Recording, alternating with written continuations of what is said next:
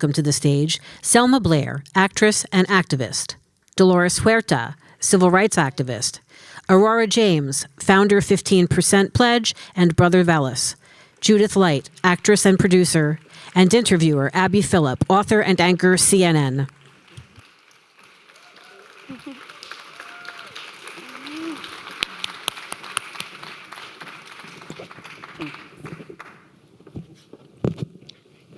Hello, everyone. Great to be here with you all. How's everybody doing today?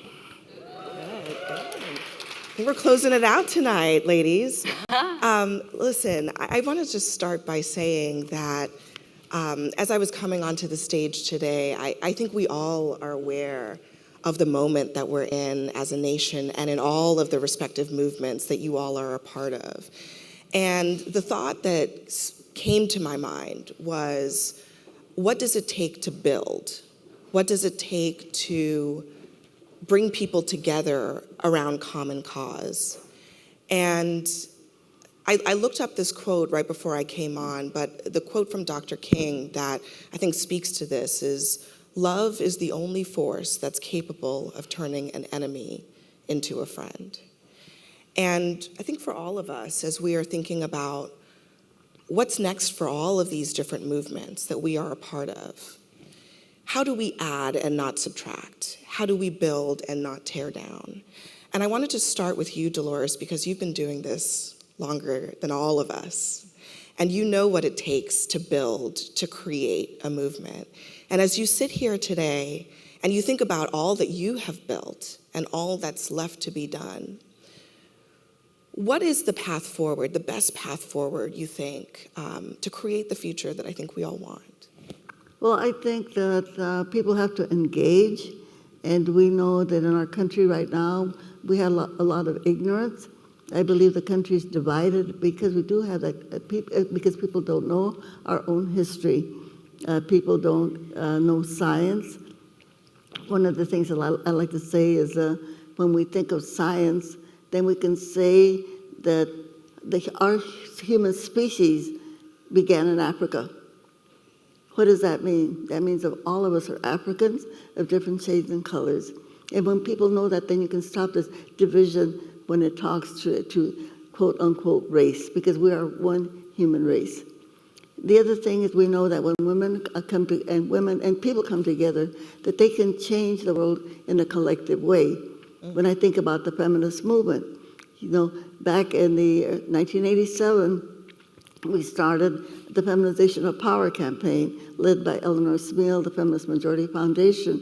Since then, now, when we know way back when, at the beginning of the 90s, we only had 2 women in the Senate. Now there are 25. We had 24 women in the House of Representatives. Now we have 125, and the same thing goes for governors. We had I think at that time 2 governors. Now we have 25 women governors. So the whole thing about making the world led by feminists is good. Coretta Scott King said, "We will never have peace in the world until women take power." And I like to say feminists take power because we know men can also be feminists. And I think that's really important. So all of us have to get out there and organize as many people as we can to get them to engage. In the Dolores Huerta Foundation, we work with people that are very poor. Many of them don't speak the English language. They never went to school, but they have power. And that's the main thing that people have to understand. Each and every one of us has power. And that not only have power, but we have a responsibility. Like Senator Robert Kennedy said minutes before he was killed, all of us have obligations and responsibilities to our fellow citizens. And especially now that our democracy is being threatened the way that it is, that people of color, especially Latinos right now, are under siege, on this whole, attacking the immigrant community. It's time for people to step up. And I think everybody has to have a voice, everybody has to engage. You were saying to me as we were in the back room that the women are going to be the ones who have to lead us into whatever is next. Aurora, when you started the 15% Pledge years ago, and correct me if I'm mischaracterizing this, but it felt to me like there was a receptiveness to the idea, just the concept, right? That something needed to be done to really democratize store shelves and to make that representative of what the country really looks like. Not just a moral reason, but a business reason. As we sit here today and you look forward, first of all, how have you been able to continue to build allies and coalitions, even in this moment when that concept, I think, is under siege? And what advice do you have from what you've navigated for people who are wondering, can we still do it? Yeah. Thanks, Abby. I will say the landscape obviously has changed so much, and I think we went from a general understanding across the board that supporting small businesses, including Black-owned businesses, was what was best for everyone in the country, right? And we're missing out by not supporting Black-owned businesses, by not making sure that there's, economic equity in this country. And I think the idea now that somehow that's untrue is pretty crazy. And I think that even for... Oh, excuse me. That's okay. Scout. I don't know what happened. I'm so sorry. It's okay. Thank you. He's on guard. Are you okay, Scout? Scout, no. Pardon me. No, it's okay. Typical male. Joking. I forgot what I was saying. Sorry. I'm so sorry. No, it's okay. Well, you were saying that the landscape has shifted. Yeah, the landscape has shifted a lot. I think it's also, the way that this current administration is going about things, it's making it harder for a lot of our partners to even continue supporting DEI. Right. And I think I continue to be incredibly grateful for our partners who do show up. And we have to do everything that we can to also make sure that we can find common ground with people, right? And I talk to people who have very different points of view than I do all the time. And I think one thing that I come back to is, look, I'm a founder, right? I started my business, Brother Vellies, with $3,500 at a flea market not too far from here. I've been able to come forward, bootstrap, do a lot, and give back to my community in so many different ways. I think everyone in America agrees that when we empower people to reach their full potential, we're going to help communities all across America. And even with, these ideas of making America great again, all of that, it's about building a stronger country, right? And if so, let me do what we do best, which is supporting founders of color in the unique way that they need to be supported. Yeah. Because if we're supporting small business, isn't that what we're all on the same page about anyways? And that message, you think, has resonated? I think it works sometimes, and I think that other times, people have a real commitment to a more specific agenda, and they need to change their language to, still fight a fight. Yeah. Selma, some of us don't have a choice when we come into our own activism, right? And I think you kind of fall into that category. But now that you're here, what gives you hope about the future that you're trying to build for the world? Thank you. Because I see, even just showing up, that it affects people. That just visibility, and that you're saying you see the need to support your community. All of us are here loving each other and respecting each other. And then when you find yourself in another situation where not as many people are heard, like the disabled community, then, excuse me, my voice varies sometimes, then you walk, you feel that need, and it's so gratifying to see that it makes a difference, even though I don't always know, I don't always know how it's affecting people to show up or to, fight for health care or to be seen, and that it's gratifying every day that there is feedback, that people, that people are changed, even if it doesn't, isn't something I'm aware of every moment. And I have hope. I have hope in our love and strength for each other is much bigger than any barriers that are put, whether you're, oppressed by your own disability or anything. It's wanting to be seen. And I have hope by things like this that we are being seen. And there's proof, that all of you have, made such a difference. Yeah. And Judith, you know, I wonder when you first realized, because you've been at this for a long time, when you first realized that, yeah, there was something I could do. You know, you're, as an actor, in a world where sometimes people are just like, stay in your lane. Yeah. When did you first realize that you had power outside of your lane and that you wanted to use it? I never realized that I had power outside of my lane. Mm-hmm. It wasn't until I started speaking up. And I watched people like Elizabeth Taylor and Sharon Stone. And this was all about human rights and the early days of AIDS and the LGBTQIA plus community. And I just saw that it was really personal. I needed to say something. I thought there is a tremendous injustice that's happening toward a community and a kind of a level of like this hotbed of homophobia that was living under the surface of our country, and that this community was being treated so divisively. And I just said, I feel I need to say something. So I didn't think about my own power. I didn't think, oh, this is something that, you know, I feel powerful enough to say this.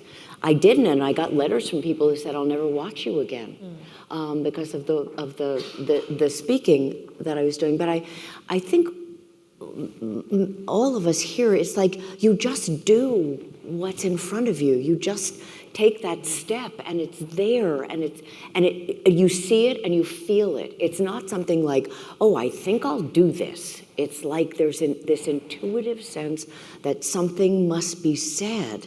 And also, am I listening to someone else? Am I listening to them? Am I watching them? Am I hearing them? Am I seeing them? That I'm not making it about myself, that I'm making it about someone else. And it seems to me that having a larger context, you know, like not just whatever the content is, because we all have different content in our advocacy. There's a larger context of who do you want to be as a community?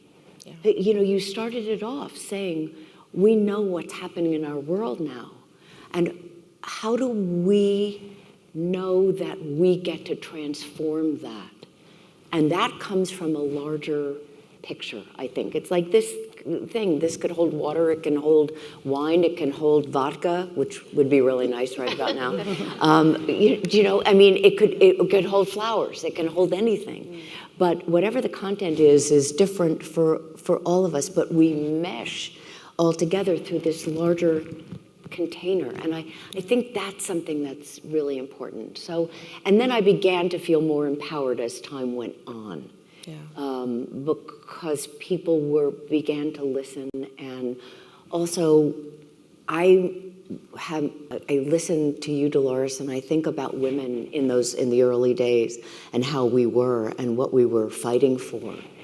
And at that time, we didn't know that it was we who were the powerful ones.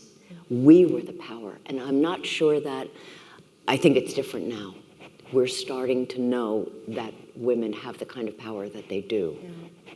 You know, I mean, and this is for all of you to think about and jump in as you feel moved, but one of the reasons I love, this is not the first time that I've sat on a panel with Dolores, and she's an amazing person to be in the presence of, because it's a reminder that when you're in these movements, sometimes it's not clear to you what the end is going to look like, what success is going to look like, what equality is going to look like, what fairness is going to look like when you've actually gotten close to it. But we do get there to a better place than where we started.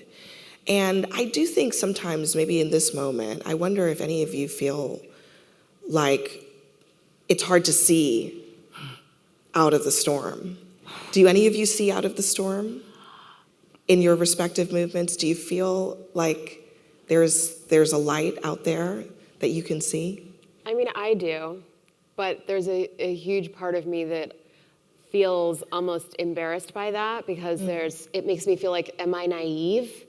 You know, But I do. I just have to believe, that as humans, we do intuitively want and need the best for each other. We want happiness, we want love, and the place that we're in right now is not that. And I have to believe that we will make changes happen no matter what in service of each other. Because it goes back to what you were saying, Judith. It's like a lot of times you act from a place where I have no choice but to act. The first time I ever marched, I had no choice but to march. I didn't know I was marching. I just got in an elevator, got outside, and started screaming, basically, alongside a bunch of other people who are also screaming. Yeah. And I think it gets to this place where we all have to find something to do. And it doesn't have to be the biggest thing, right? It could just be a little thing every single day. But I have to believe, and I truly do believe, that there's a light. And that light burns bright. I agree, and I think, like Selma said, but there's always hope. There is. I mean, we're here, and it's calm and lovely, and the respect I have for each of you is so immense, and everyone that shows up here today, because we do want to be involved with each other, and what we're seeing and experiencing is always different. And I had a mother who was an attorney, one of the first women, the only woman, I think, in her law school class. She later became a judge, and yes, I've gotten in trouble in my life for speaking my mind too quickly before I speak, and you hope that there's grace as a child and not, and and then there's times it's very appreciated, and it makes a huge difference to someone. But I still am a human being with each of you, and I want our outcomes and our lives to be as full as we can make them, all of us. And I find more and more, of course, when we can take the time to listen to each other, that saner minds do prevail. And, even if someone has an impulse another way, that we are united. I'm lucky to feel that, now in my life. And that is what I wish for us so much, that we can, if there have been slights and hurts, and, that we can forgive each other readily, to grow past and to see each other, and to to just act and speak up for the right things you believe, and to be willing to be flexible when things Shared humanity, I think, Yes. is the basic shit. basic Yeah, and I don't part think of you this. know Yeah. when you start on that path that what the success is going to be. It's like life.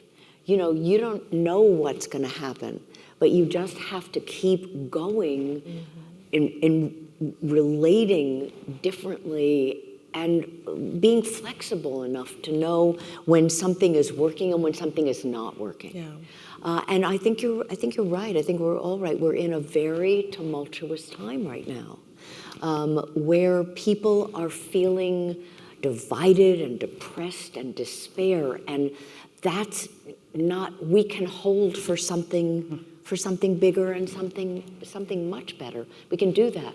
Yeah. Dolores. But I think we have to go an extra step, you might say. We know that whatever has changed has always been done because people were out there making it happen. You just can't sit back and say it's going to happen because I wish it to happen. Yeah. No, we've got to, every single person has to realize the danger that we are in right now in our country, that we actually have fascism that is taking hold. And we have seen all of the actions of the last 6 or 7 months of what is happening to our country, and that if we do not step up, it's not going to get better. If anything, it's going to get a lot worse. When we are seeing what we thought we would never see in the United States of America, that people are being kidnapped, that they're being put in prison, that U.S. citizens are being put in prison, that pregnant women are being put in prison. I mean, this is crazy. And we can look at what happened in Nazi Germany back in the 30s and the 40s. And I always used to think, what would I have done had I have been in Germany? What would I have done to save Anna Frank? And I think that's the situation we're in right now. A lot of people, their lives aren't affected, but you've got to realize that a lot of people out there, their lives are being affected, and that we've got to stand up and do something about it. So when I talk about stepping up, that we have to organize, that means we have to reach out to our neighbors. We have to reach out to our relatives. We have to reach out to our friends and say to them, you've got to step up, you've got to help us do something about this.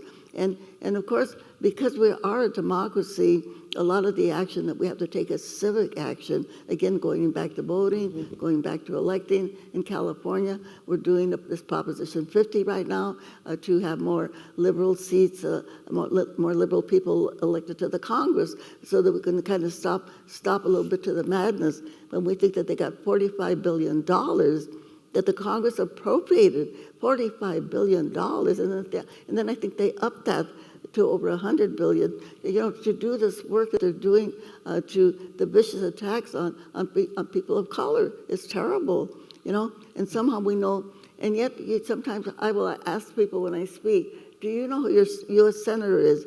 Do you know who your state senator is? People don't know. Right. Because people are not engaged in the civic life. And that comes to our school board members, our city council members, and this is something that we really have to engage in right now. And I would say whatever time we have in our lives, that we've got to appropriate that time to get engaged and support the organizations that are doing movement work. Like we heard from Planned Parenthood, our organization, the Dolores Huerta Foundation, all of these civic organizations that are doing this hard work have got to be supported. And we know that there's money out there to support them, okay? So people have to support those groups.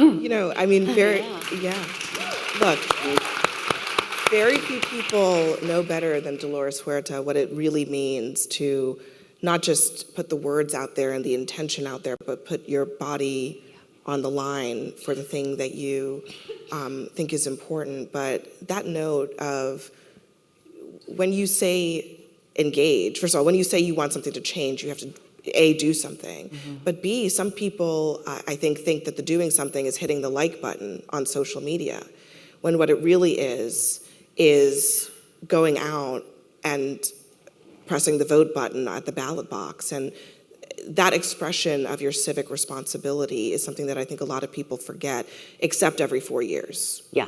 When it becomes unavoidable. Right. So we have to leave it there, ladies. That went too fast. No. It went too fast. Really? You all are incredible and amazing in all the different ways that you are serving your communities. And I thank you so much for being in this conversation with me. We thank you. Thank you. Thank you.